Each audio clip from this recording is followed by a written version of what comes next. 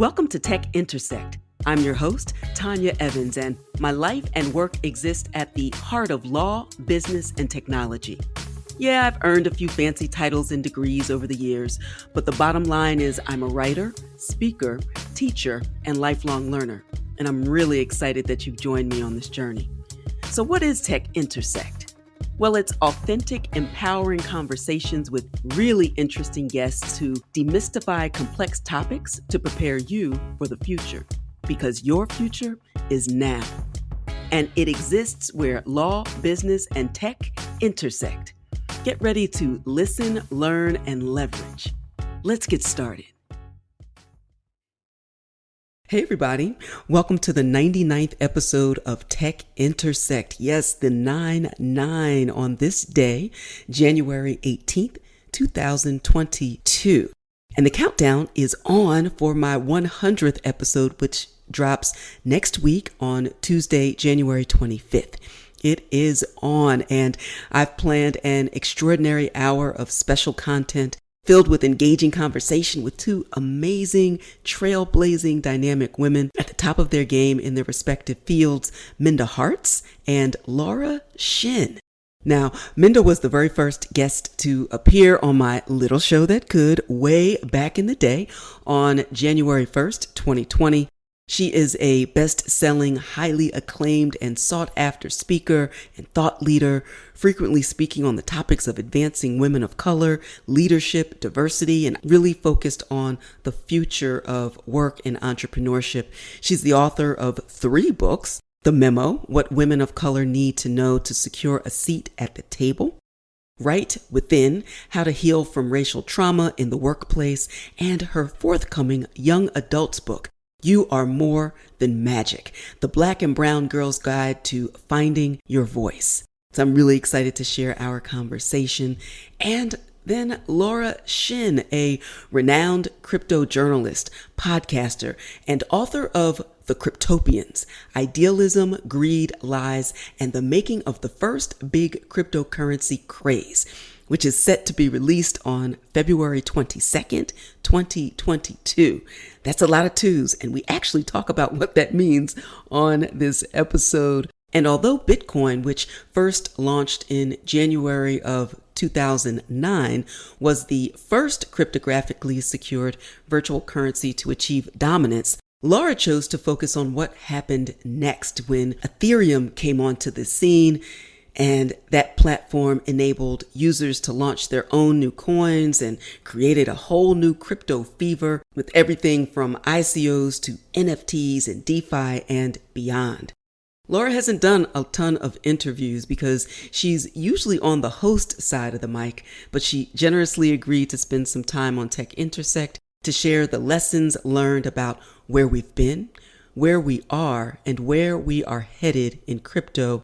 And all of that happens on episode 100 next week. So definitely take a moment to follow this podcast and then like, share, and comment so that others who would benefit from next week's power-packed hour can find it. And share your reflections with the hashtag TechIntersect100, the number 100. That's TechIntersect100.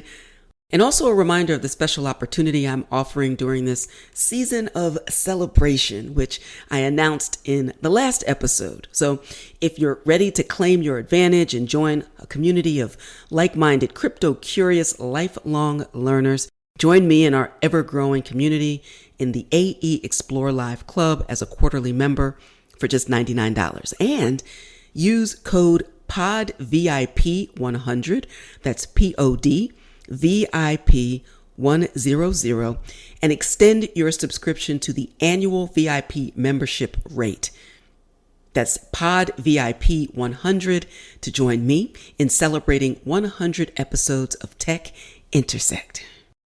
Now, in this Ping the Prof episode, I answer one of the most often asked questions that I've received in the last few months that has taken on new and renewed life in those NFT art streets. And that's how to stop scammers from replicating art and selling it as an unauthorized NFT.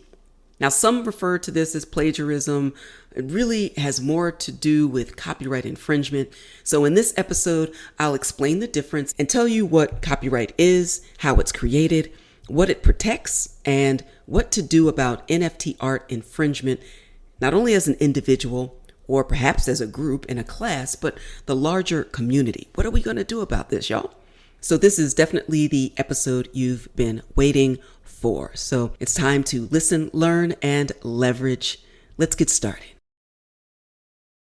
Now, one question on this topic of unauthorized creation of a non-fungible token to sell usually digital art that is popular and has already demonstrated some monetary value. The question is whether intellectual property rights generally, or specifically copyright law, will extend to the NFT space for artists and their creations, the paintings, the images, photos, music, etc. So speaking from a United States perspective, the short answer is yes. Copyright does protect any original literary or creative work that is quote unquote fixed in a tangible medium of expression. And that's a quote from the Copyright Act. And that includes software, which is considered text, that creates certainly distributed ledgers, although most protocols, native assets, and tokens are open source.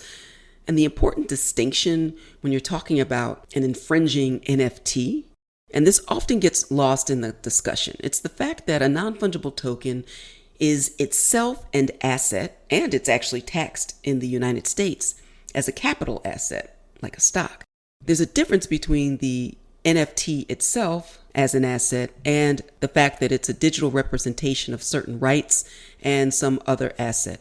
And that other asset is referenced by and therefore connected digitally to the token.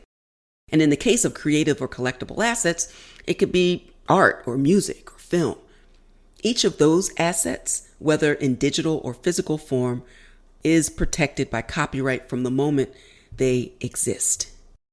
So what is copyright? So copyright is actually a bundle of rights that include the right to copy, to distribute copies, to make adaptations of the original, to publicly perform if the work is capable of being performed, and the right to publicly display it. And when someone buys an NFT connected to an artistic work, they generally are not receiving the right to own the underlying copyright in that work. They, at most, in most cases, receive the right to display and to monetize that copy, to resell it. This is the digital equivalent of buying and selling physical art. And just because you own a painting, perhaps if it's a one of one, a master copy, does not mean that you own the bundle of rights that I just mentioned to make a copy of that original, to distribute copies of that original, to adapt it and create something new, or publicly display it, in fact.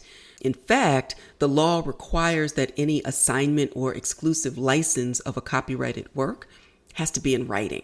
Now, some projects out there are granting the purchaser and holder of an NFT that is connected to this digital art the full copyright and to make adaptations, and we see that with some PFP projects as well. And so that's really cool to see, but don't just assume that just because you hold an NFT that is connected to some referenced art that you own the underlying copyright, the bundle of rights.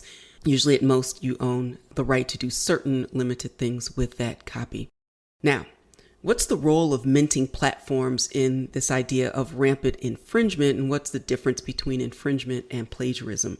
Plagiarism is generally used in academic settings that describe someone who is pawning off someone else's work as their own. They write an essay or a paper, a law review article, and they pretend that they've written something that they've actually gotten from somewhere else. So I understand why people use the term plagiarism when someone is palming off someone else's work as their own. The underlying law that would apply, however, is copyright law.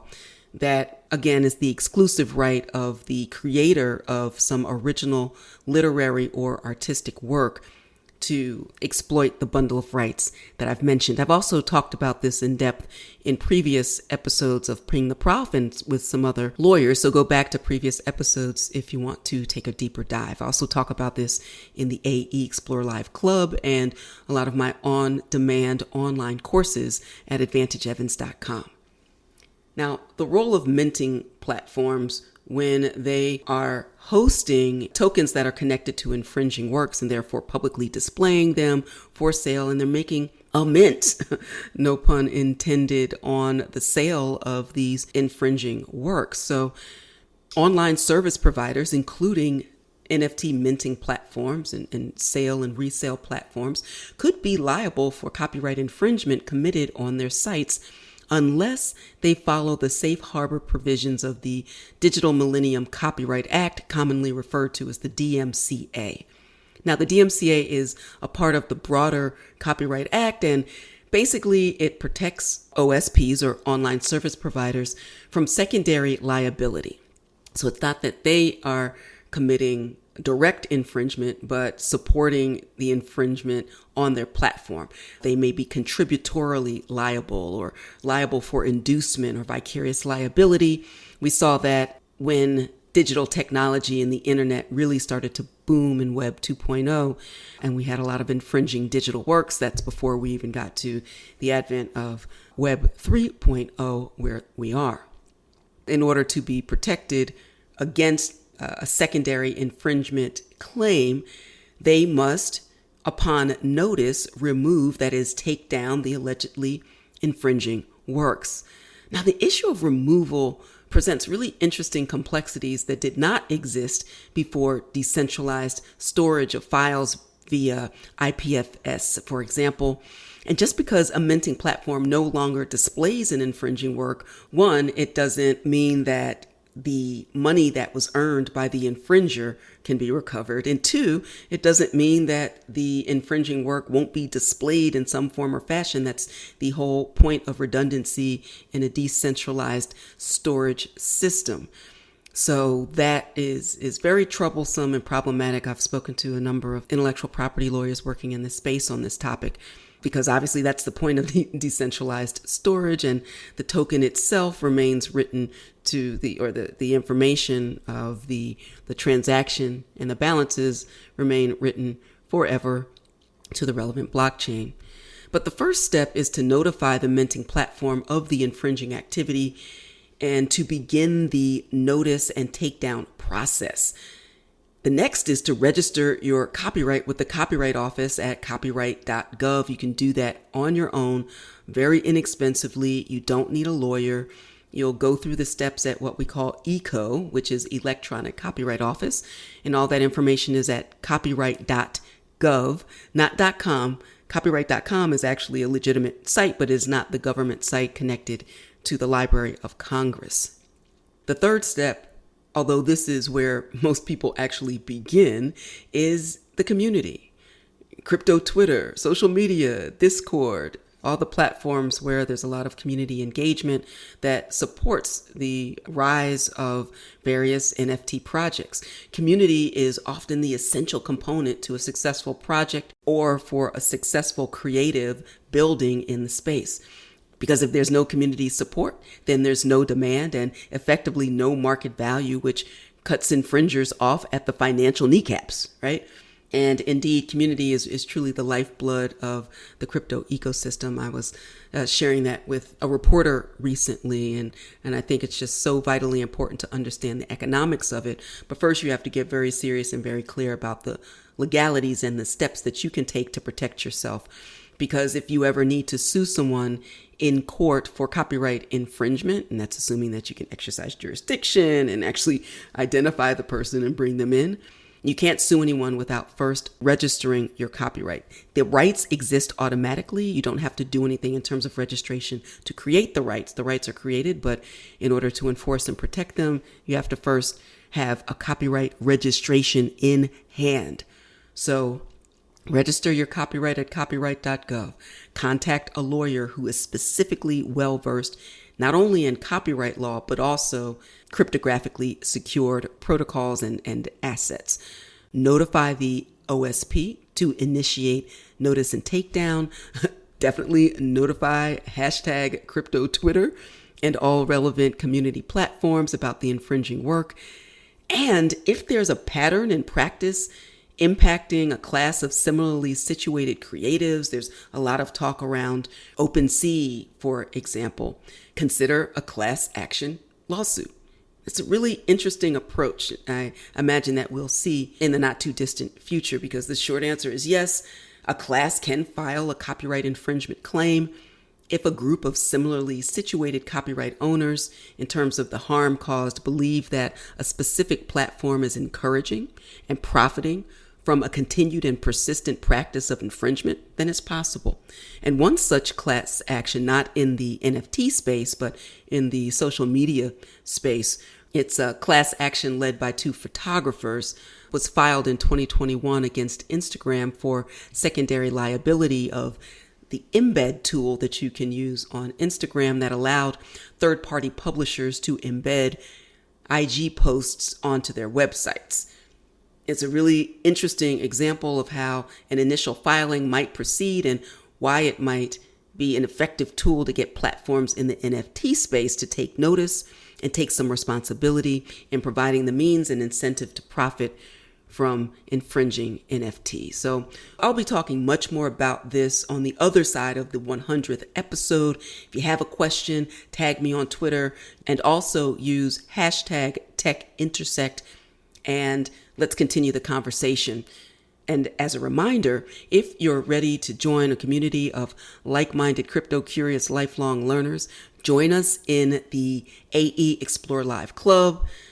Do so as a quarterly member for just $99. And if you use code PODVIP100, you can extend your subscription to the annual VIP membership for just $99. That's PODVIP100. Join me in celebrating 100 episodes of Tech Intersect. Show me some love on social media as well. Tell a few thousand of your closest friends, and let's continue to ride this till the wheels fall off, going into the 100th episode and beyond. Before we sign off, please take a moment to like, comment, and share this episode and this podcast with your networks. Follow me on social medias and let me know what topics you'd like to hear more of and who you want to hear from. All right, that's all for this episode. Until next time, continue to shine. Stay in touch with host Tanya Evans via your favorite social media. On Twitter @TechIntersect and on Instagram via the handle TechIntersect. This podcast has been produced by Stephanie Renee for Soul Sanctuary Incorporated.